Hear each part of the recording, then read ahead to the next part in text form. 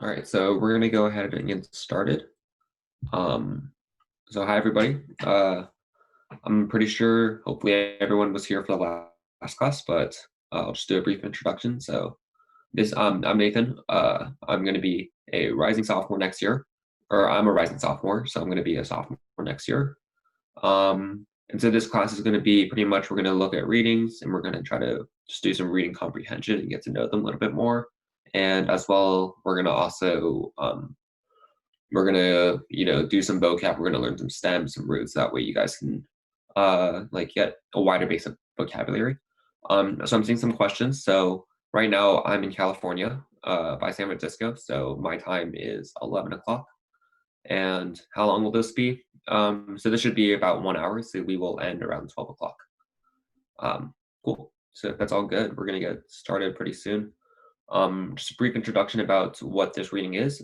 So today, this reading is going to be a more informative reading. There's not going to be really a plot. I didn't pull it from a book or anything.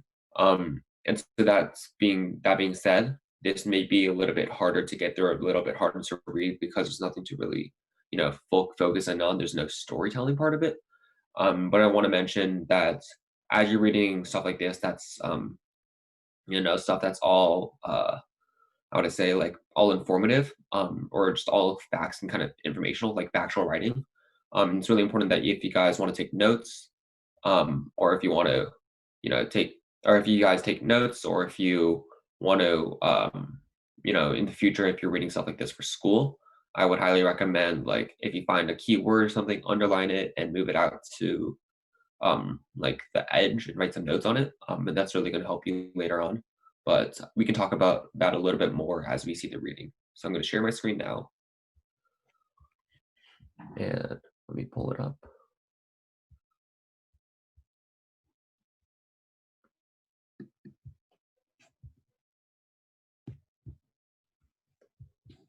Give me a sec. Right there.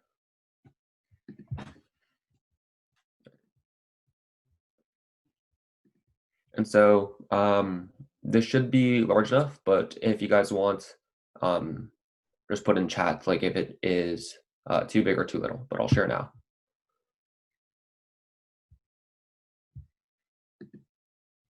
All right. I'm going to disable annotating, guys. Come on. You know better than that. So you guys can go ahead and start reading now.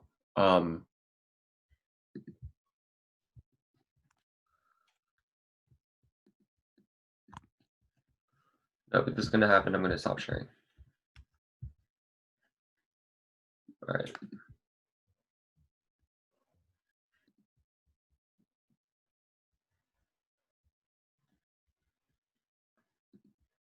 Are you guys all good? All right. I'm going to disable annotating. Give it a sec.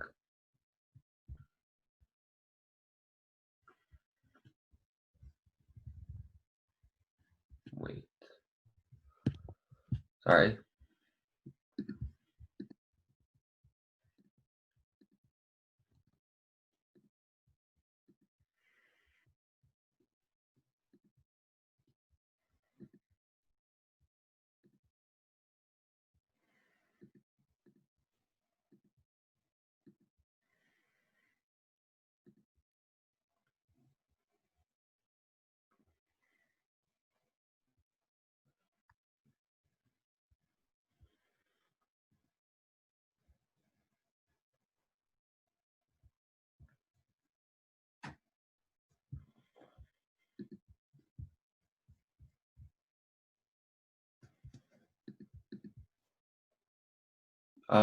Yeah, I'm seeing a white screen.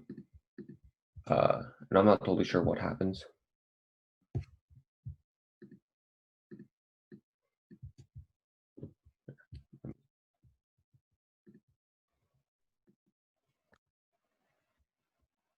No, because I disabled annotating, so if it was an annotation, guys, come on. Because I disabled it, so it shouldn't happen.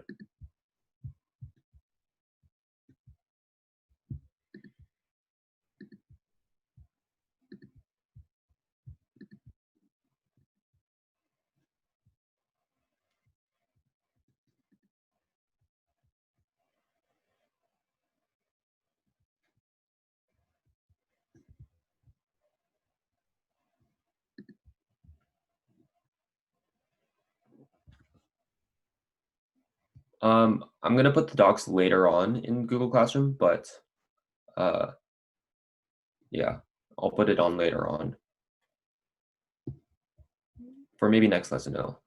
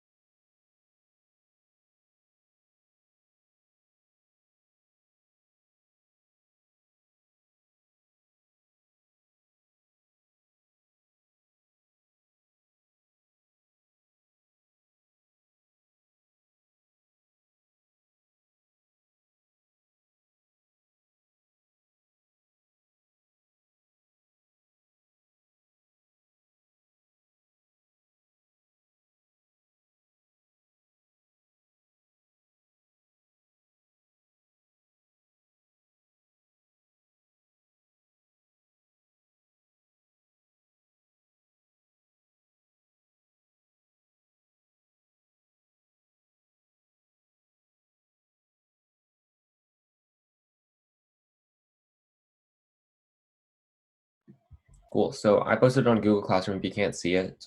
And we're gonna take maybe 2 more minutes, hopefully. I know some people are done, but I just want to give some time to people who can't really read that clearly. And I know it's a long text, so it's on Google Classroom, by the way, as well.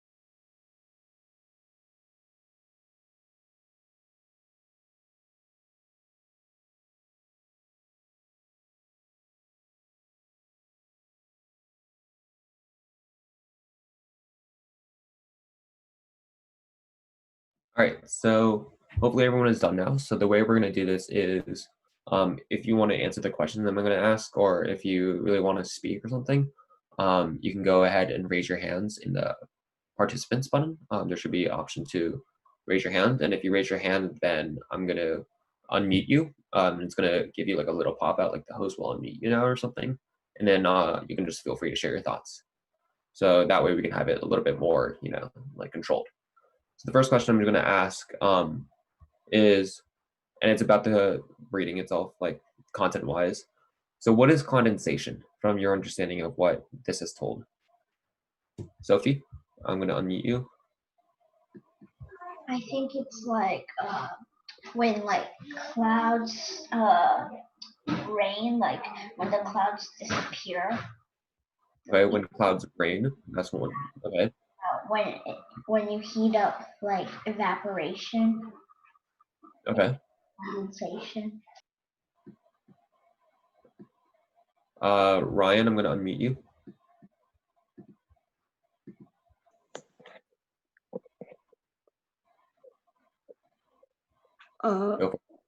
What's the question? What is condensation? Oh, isn't that like? Or based on the reading, not from your previous knowledge, from what you read. Yeah, I'll give you some time to think about it. Okay. And oh wait, so it's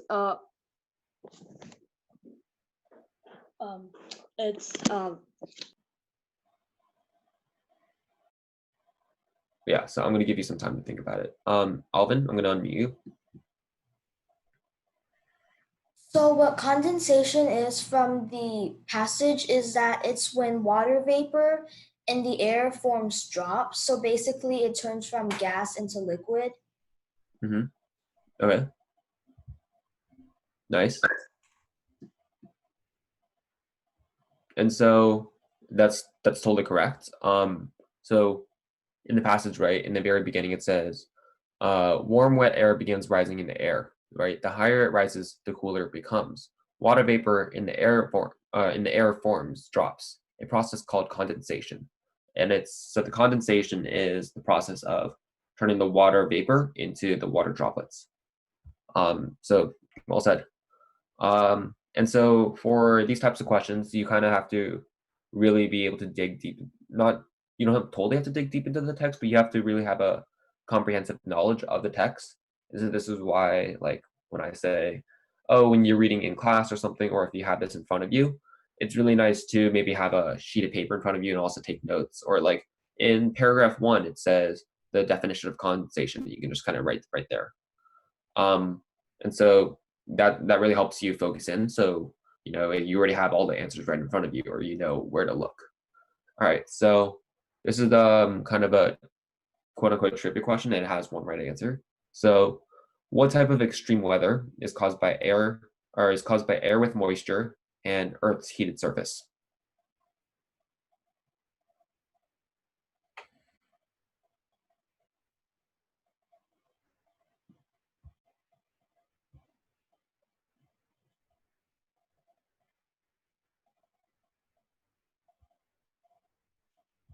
Ella, I'm gonna go ahead and unmute you.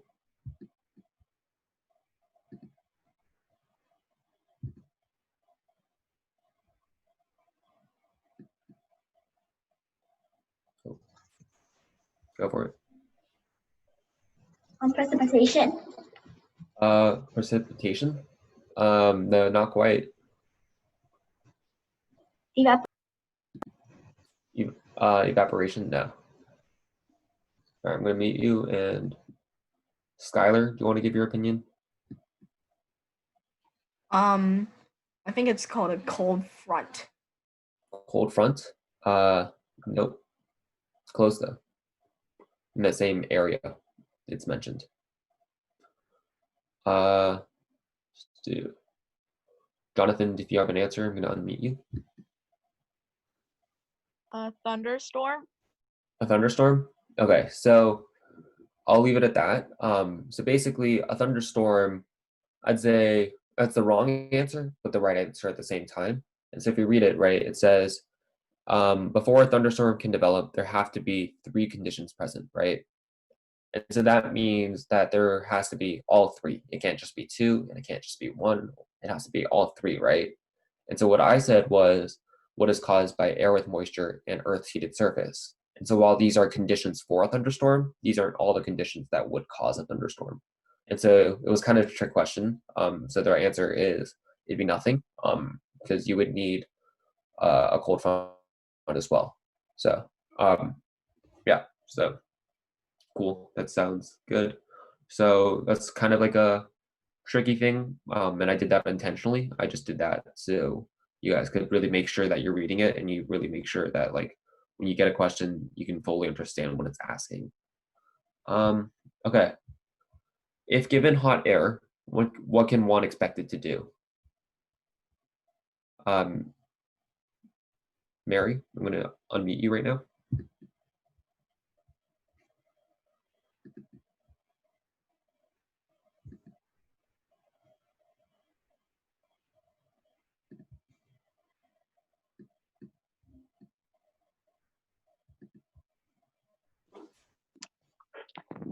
Can you say the question again, please? Yeah. So if I gave you hot air, or if just given hot air, right, and there's hot air just in front of you, what could you likely expect it to do? I would kind of expect it to rise. Okay. And what makes you say that? Because my teachers or my brother taught me that cold air goes to the bottom and hot air goes to the top. Nice. And so that's from previous knowledge, right? Mm-hmm. Can anyone see where it might point it out in the text, or where it might say, or it might suggest that it would go up? I see Sophie's hand raised, so I'm going to unmute you. So I think it's right, like on the 3rd paragraph. A cold front happens when cold air is moving near the surface of Earth, and it pushes warm air up very quickly, and that's what like happens here, because like I'm in Illinois right now. Nice. Yeah, so totally. So basically, from the passage, right, we get it that the cold air gets pushes the warm air up, right, or because it gets sent up, right? And so, kind of factually, this is from knowledge, right? And this is from what I know, is that warm air itself is less dense, right? And cold air is more dense. And this is just some random tidbits of information that I think is pretty interesting. And so, if something is less dense, it's going to rise over something that's more dense. So if you think about it like oil and water, when you pour oil into water, which I'm not saying you should, but if you have a little bit, right, you always see that they don't mix, right? The oil always goes to the top and the water stays at the bottom. And that's because oil has a lighter density. And that's some just cool information that I think you guys just could take with you or just know. Yeah. So the next question, and this is also a little bit of a yes or no question, but does lightning cause thunder or does thunder cause lightning? Alvin? It's lightning causing thunder. Anyone else have any opinions? I'm not saying it's right or wrong. And if you want to share your reasoning behind it, go for it as well. So the reason is I think it's, well, the passage says that the lightning is hot enough it can make the air around it hotter. So then that's what causes the sound we call as thunder. Nice. Wow. Spot on. If anyone wants to add on to that, Hannah, I'm going to unmute you.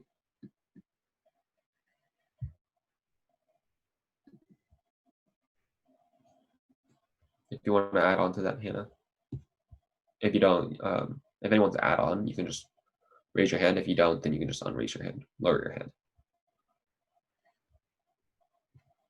Amy, I'm going to unmute you now.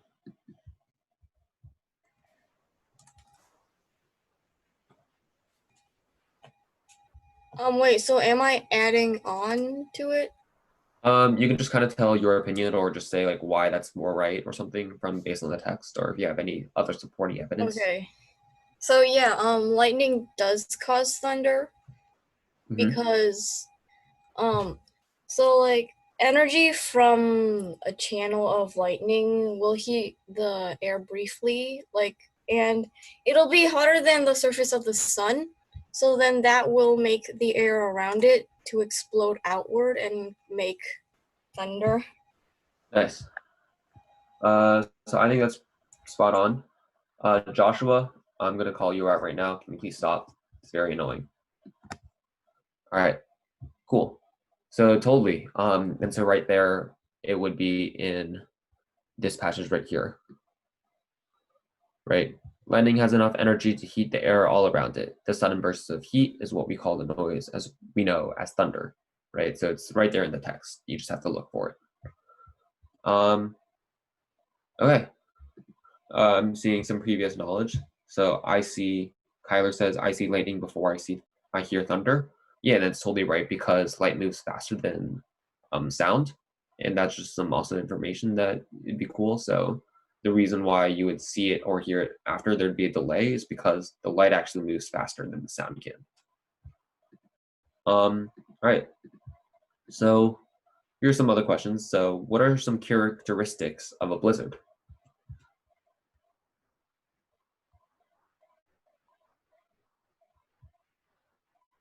Mary, I see your hand up. I'm going to unmute you.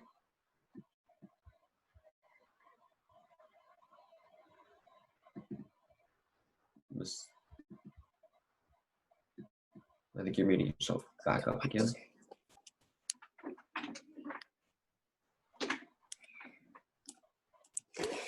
Mary What was West. the question, please? So why don't you name one of the characteristics of a blizzard? A blizzard would probably be really, really cold. Okay. Felix, I see all your hand. So like I read from the passage, it says that a blizzard has a combination of strong winds and extremely low temperatures. Snowfall increases until it's so So- heavy and it's difficult or impossible. Yeah, nice. I think as a general notes, when you're finding information like that, awesome. Like if you can find a specific pattern, that's amazing, right? Because that means that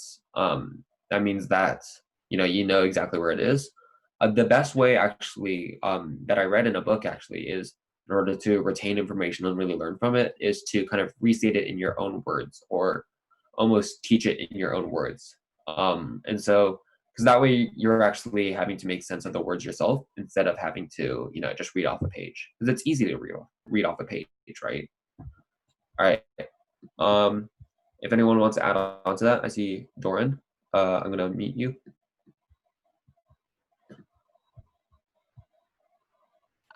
I was gonna say that a blizzard has a combination of strong winds and low temperatures and snowfall. Nice. Awesome. Yeah. So for anyone who doesn't see where the passage is, it's right here. This is the passage about blizzards. Cool. So I'm going to give you guys a 5-minute break in a bit after we finish this, and that's coming soon. So if you guys are getting a little bit like antsy, don't worry, that's going to come up. But I'm just going to go through these next quick questions. So where do hurricanes cause the most damage? Alvin, I see your hand. I'm going to unmute you. So I think it's in the fifth paragraph. It's that hurricanes do the worst damage to coastal cities because they quickly lose their strength when they move over land. Yeah. Nice. So does anyone know why they might lose strength? Can I say why? I'm going to give someone else a chance to speak, but if you know it, that's great. And just check it out with someone else when they speak. So I see Brayden. I'm going to lower your hand. Or I'm gonna unmute yourself. Sorry, misspoke. Because there's no warm water to keep it going, it'll quickly lose power over land. Okay. I'm gonna just give everyone who hasn't spoke a chance to speak. So I'm not seeing anyone. Felix, if you want to go for it, I'm gonna unmute you. So, I think it's probably because like hurricanes are really big, and then since they have like huge hulking winds, it takes energy to make these winds, or probably kind of like let's say I was also thinking that coastal waters would be more like hotter areas, and then if a hurricane moves to colder areas, it would probably start slowing down and eventually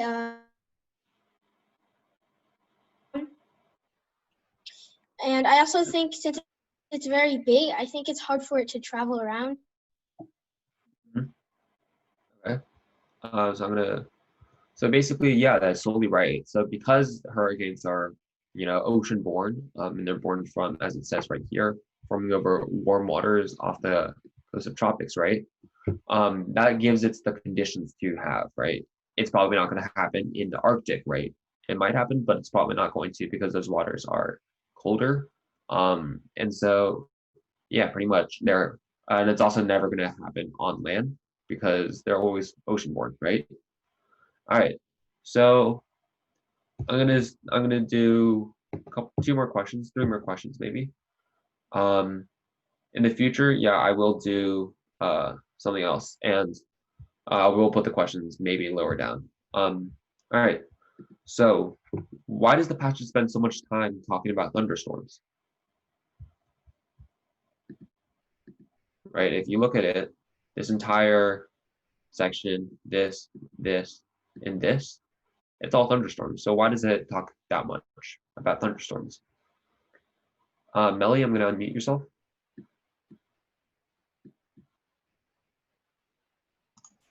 Can you repeat the question? Sorry. Yeah. So why does the passage spend so much time talking about thunderstorms? Maybe because they want us to understand more about thunderstorms. Totally. That's definitely a valid reason. Hannah, I'm going to unmute yourself. I'm going to unmute you.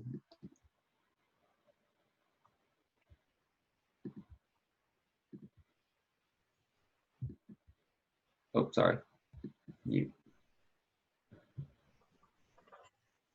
Hannah. Nope. Okay. I'm gonna go ahead and lower your hand then. All right. I see Aiden. I'm gonna unmute you.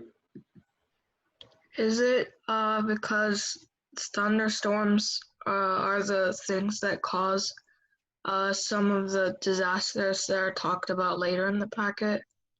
No. I mean, probably, maybe. I don't know, but most likely not. All right. So I'm gonna give you guys a hint. Read the introduction again. Read the introduction again and read the introduction of when it first starts talking about thunderstorms.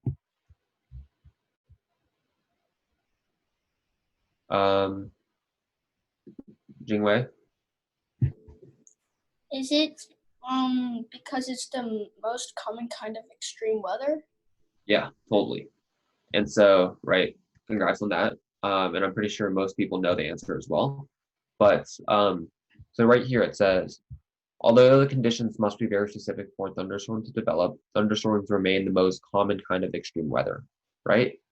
And so this suggests that like because it's so extreme, that's probably why because it's so common, that's probably why they spend so much time talking about it, because it's something that you probably won't experience, everyone's going to experience, right? And it's probably something that's the most high point of interest because it happens so often, right?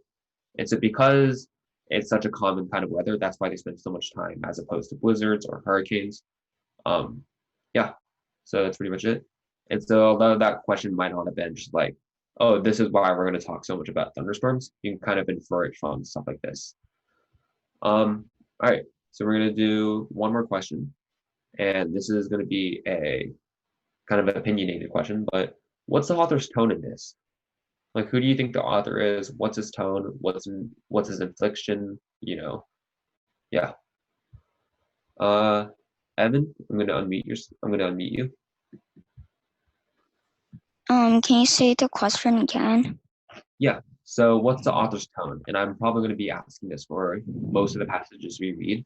Does that basically mean, do you think he's angry? Do you think he's sad? You know, like what's his attitude? I think he wants us to like know more about like these terrible storms, and he wants us to know he basically doesn't really want to like focus on like all the storms. He basically wants to focus on thunderstorms because it happens very common. And he started to like summarize the blizzards and all those and hurricanes at the end. Nice. All right. Simon, I'm gonna unmute you.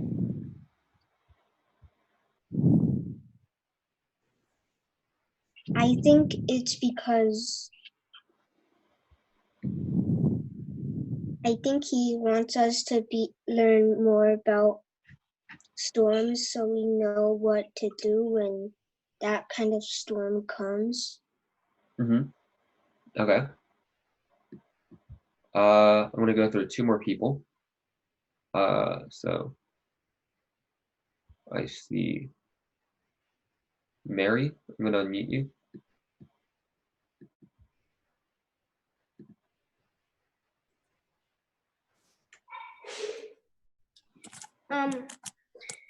What was the question again? So what is the author's tone, or who might the author might be? Did you say author's code or Tone. something else? Tone or attitude? Toad? Did you say author's toad? No, T-O-N-E. Like attitude. Oh, tone. I get it. Yeah.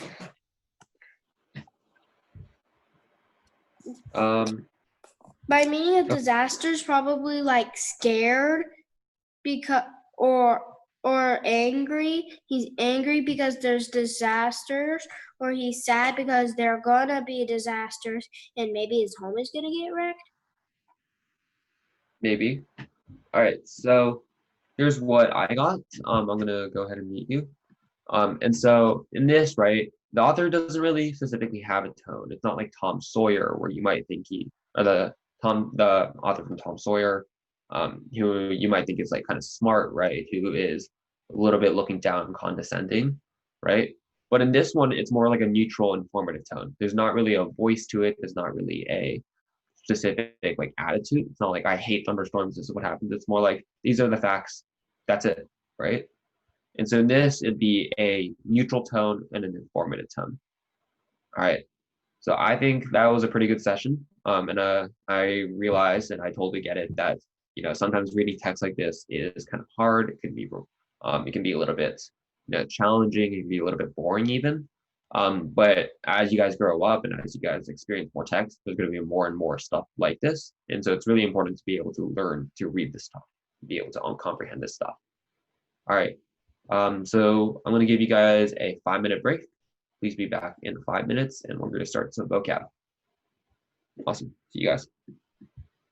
Please don't log out of the Zoom. Please you can just turn off your videos and just, kind of relax, get some water, do what you have to do. Dot is, please stop.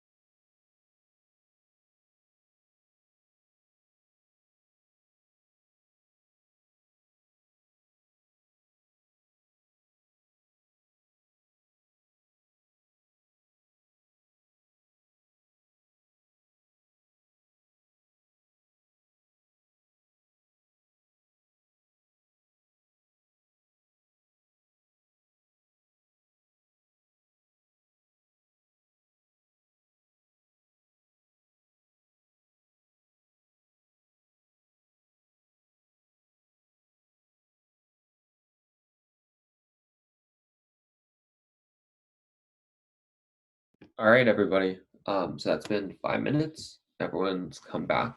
Everyone come back to your screens, get ready to learn. We're going to do some stems and vocab right now. And that should take us until 12.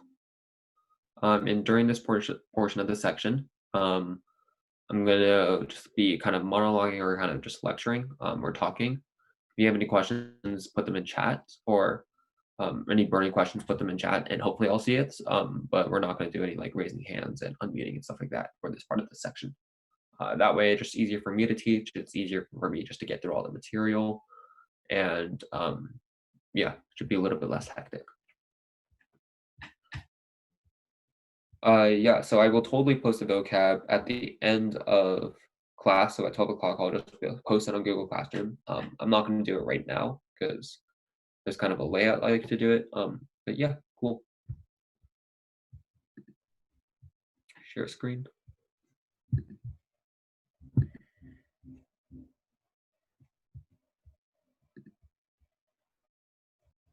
Cool. So dot is guys, just knock it off. All right, not funny. All right, vocab. So as I mentioned before, right, vocab for this part, and hopefully as you took notes last time, using flashcards and Quizlet, or at the very least writing this down, right, and writing the root and definition, root definition, root definition. At the very least, that's really helpful. And so the reason to do that is the way your mind works is by putting it into your own words, or by writing it down, or by interacting with actual words. That really helps your mind really get to know it well, and it really helps your mind be able to learn the material a lot better and a lot faster. And so, flashcards work as well, really well. Quizlet.com, I would recommend that. But the first part is just, writing it down, writing everything down. Cool. And so for those of you here last time, we had those verbs, we had those stems that we already did from last time. And, additionally, you want to keep on studying those along with this. All right, let's get started. So benevolent. And if you know the word, we're not, like keep it to yourself or just keep it in your head, that's good. But, the point of this is to, discover those words using these stems.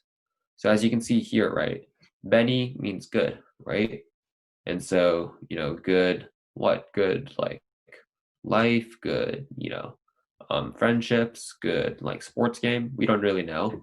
But what you can kind of determine is that it has to be positive, right? And so if you, the definition of benevolent is an adjective, and it means to be kind and friendly, or be good to others, right? And so that's a good thing, right? That's where you can see the stem really playing into action, and you can see, or the root playing into action. And one thing I want to mention, the ben, B-E-N, that E, that part, it doesn't have to begin at the beginning, right? In the examples I have, benefactor, benefit, beneficiary, those are all at the beginning, but it really doesn't have to be. And so when you're looking at words and you don't really know what to mean, then you're trying to figure out by roots, you want to separate it into the different parts. You don't want to just look at, the beginning of the word or the end of the word. Sorry, Laura Butane, I don't know what happened there. That's not part of the thing. So other words that use benefactor, that means a person who helps others by giving money or by helping others.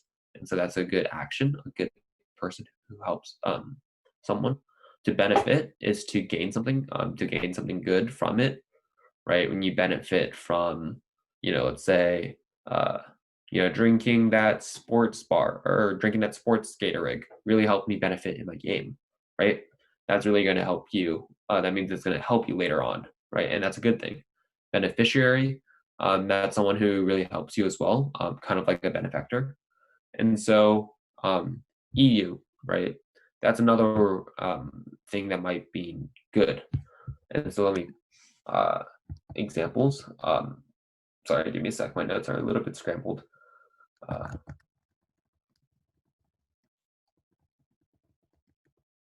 Like euphoria, for example, right? That means like a feeling of complete, overwhelming happiness, right? And that's also good. Cool. So in addition to memorizing the stems and roots, like, so in this case, it'd be Benny and you, EU, E is how you pronounce it. You should write those down. So Benny is good, you is good, right? And if you feel like it, you can also memorize benevolent, but that's not really the point of this. We're not trying to learn words. Cool, equality. And so if equal means equal, and that should be something that you can kind of put together, or that's something that's relatively, a well-known thing, right? It's kind of intuitive. So if equality means equal, that means, or if equal means equal, then equality must have something to do with equalness, right? So if you look at it, equality is a noun, and it means holding equal opportunities between rights, opportunity, rights, and status among people, right? So equality between races, equality between genders, right? And so that's the kind of definition for equality, and it's all about having equal, right? Having equal opportunities, equal rights, equal status. So other words that use the equal would be equation, right? Like a math equation, something equals something, 2 + 2 = 4. Equal, that's in and of itself, right? It has a word inside it. The definition of the fruit is actually inside of it, which is pretty funny in my opinion.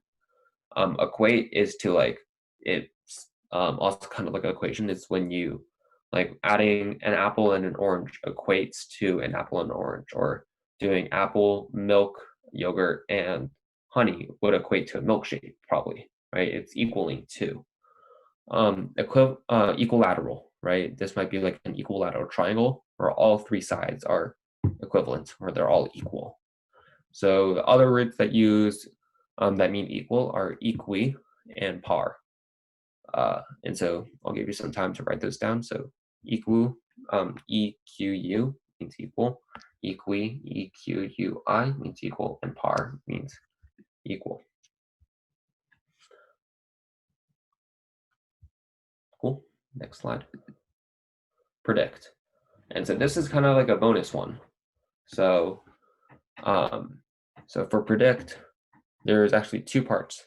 And so there's dict and there's pre. So dict means with, and pre means before, right? Or dict means talk. I don't know what happened there. It should mean talk. Let me kind of cross this out in the annotation. Just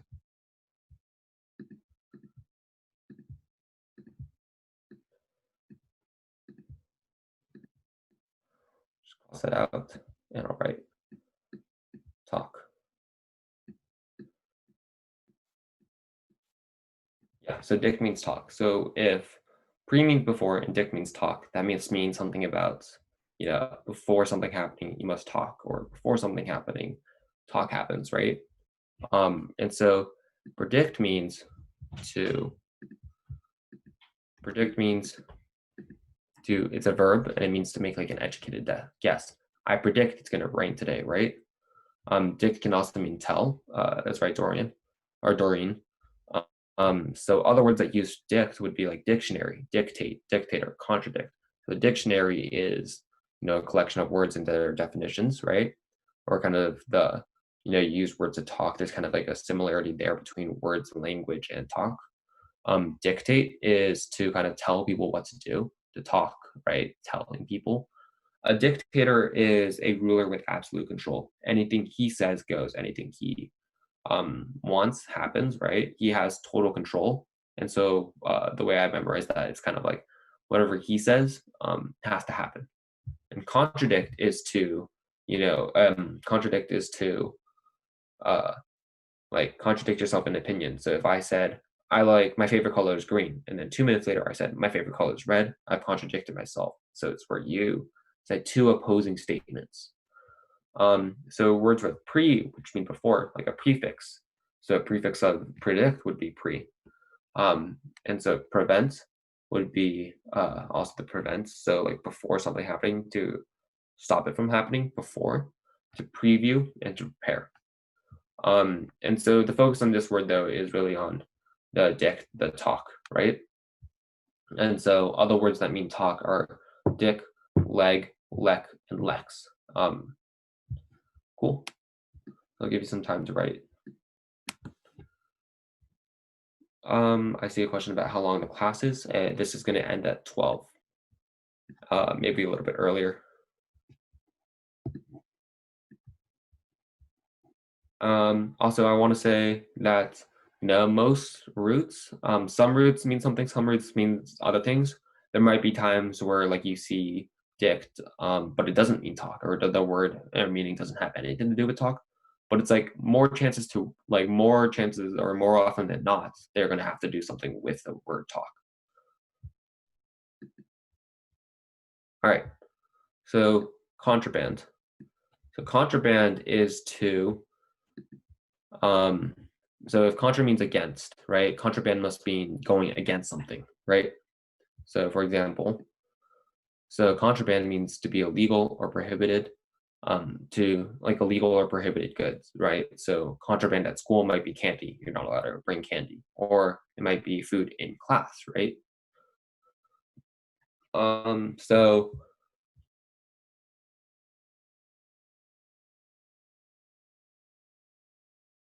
oh, sorry.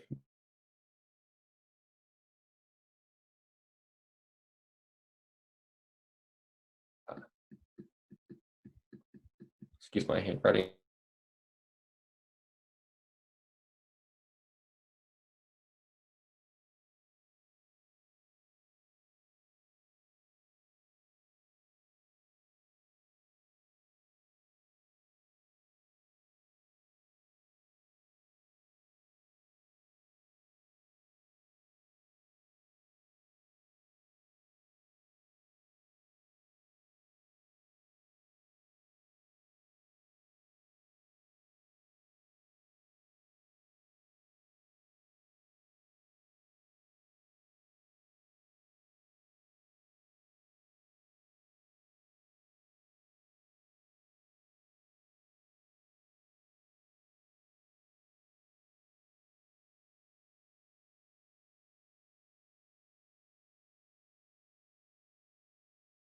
Yeah, but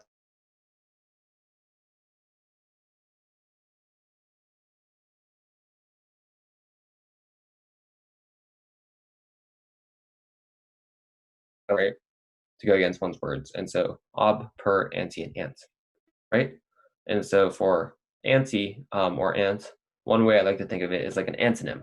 I don't know if you know what that means, but it means like the opposite word. So the antonym of happy is sad, right? The antonym of laugh is cry, right? And so that's one really easy way to remember for anti. It's like against, the opposite almost. So contra, ob, per, anti, and ant, they all mean against.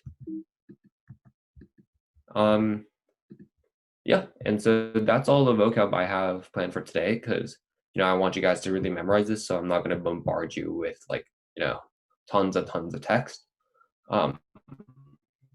and tons of words. But yeah, so I'm going to go through this one more time, and then I'm going to let you guys just go over this one more time, just of the words, so that you guys can write it down.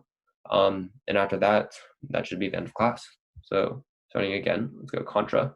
So contra is to be against, ob is to be against, per is against, anti is against, and ant is against. And again, these don't have to happen at the front of the word. They can happen anywhere in the word. And also sometimes, it won't necessarily mean against. Sometimes you'll have like obtain, which doesn't really have anything to do with against, but it still has ob, right? And so but more often than not, it's going to have something to do with against. And I just want to stress that. And so this is really to help you guys find vocabulary or find words that you might not know. And it's really helpful. I've used it a lot. All right. Predict. So dict is with, leg, lek and lek, lek and lex. I'm sorry, not with, it should be, do this again. It should be talk.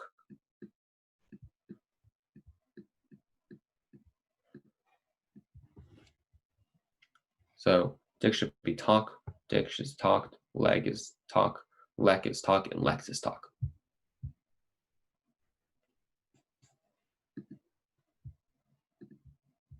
All right, let's go back one more.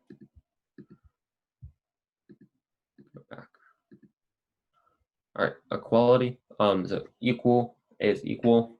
Equi is also equal, and par is also equal. You'll need some time to write those down. And finally, Benny is good, and so is you is good. EU is, yeah, good. And so with that, I'm going to stop my sharing, and I will be sharing these slides. So don't worry, these slides are going to be put onto Google Classroom. And so, yeah, that's, if anyone has any questions, feel free to stick around, but otherwise you guys can leave. So you all, thank you so much.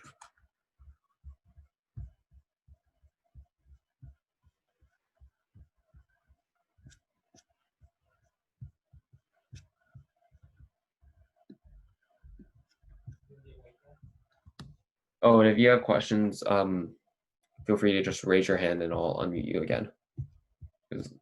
Yeah.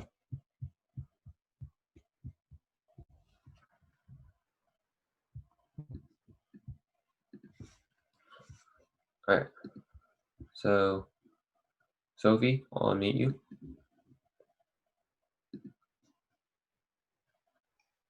For some reason, I don't know. At the last slide, you I don't think your internet was good, so like you left for some reason, and Yeah. then I couldn't see your slide, and your voice really stretched down, and then I couldn't hear you, and then you froze, and then you Okay. left. Were you able to get that when I got back though?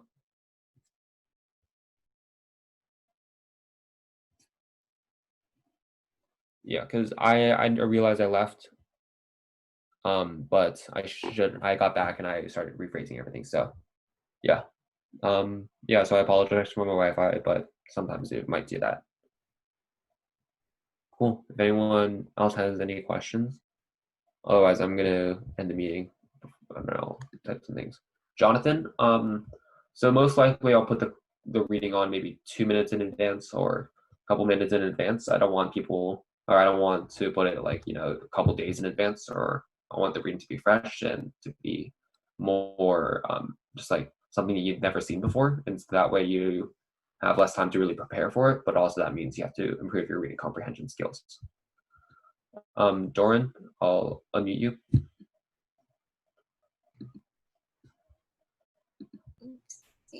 Oh, can you recommend any like books for prefixes and stuff and roots? Me personally, I can't. I, as a learner myself, it's harder for me to go straight from books, but I'm sure if you go into Amazon or you go into internet, right, you do a quick search for like books about suffixes or roots or prefixes, you should be able to get all those. Also, I want to say that online is a great tool. So Membean really works. I've used Membean before. They do roots and they do words as well. And so if you go into online, right, that should always work.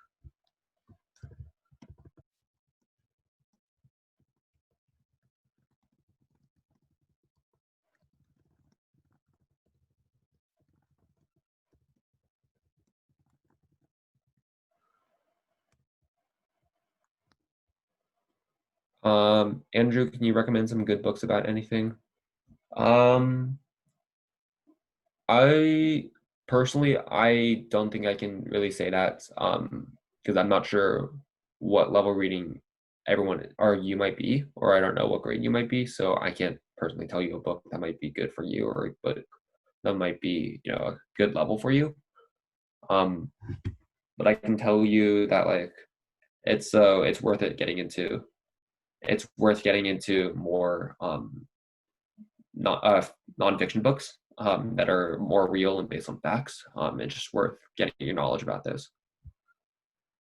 Yeah, no, the meeting is totally ended. If you're willing to go, then you can just go. Dumad, I see. Can you give us any links for reading? I personally can't. Again, once the libraries open up, or most libraries have an online category or online website, you can kind of look at those. But I personally can't give you any links to specific books. However, if I pull books from text, of course, I'm going to say like last week we did Adventures of Tom Sawyer. If you are really interested in that, then feel free to maybe go online and find a copy or buy a copy. Yeah, preferably always have a paper copy, because looking online is never, or looking at a screen for that long is never that good. All right, and with that, I'm going to leave the meeting and end the meeting. All right, thank you all.